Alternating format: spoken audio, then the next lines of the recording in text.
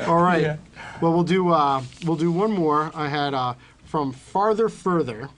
What insights can you share with us about your performance at the Bohemian Grove? Well, I'll tell you what. I don't talk much about the Bohemian Grove because, you know, it's a place that people go to get away from the spotlight. You know, a lot of relatively well-known guys are members of that club. Basically, it was founded 130 years ago or so by artists and writers, for artists and writers, and still, in order to get in, you have to have something to offer in that regard. A lot of the members are, you know, successful entrepreneurs or businessmen of one sort or another, but they all have an artistic bent. The stuff you hear about it in the rumor mill is, while entertaining, I've never caught any virginal sacrifices. Anything kind of remotely like that. He's had some interesting times up there.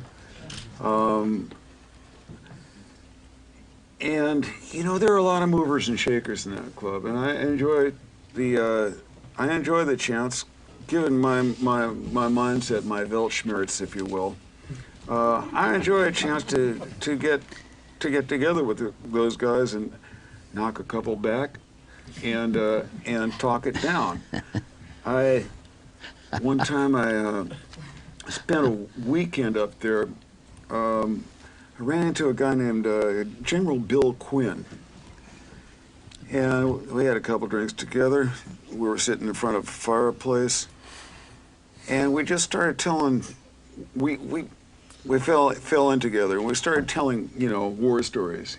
He was the guy that Hermann Goering surrendered, not his sword, but basically it was a mace.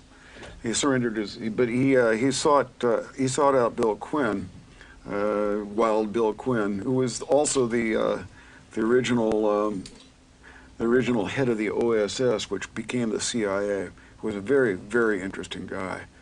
And we just went back and forth. We had a crowd of people gathered around us at all times. And we'd about late afternoon, we'd wander onto the deck where the fireplace was, sit down, grab a couple of drinks, and just start going back and forth.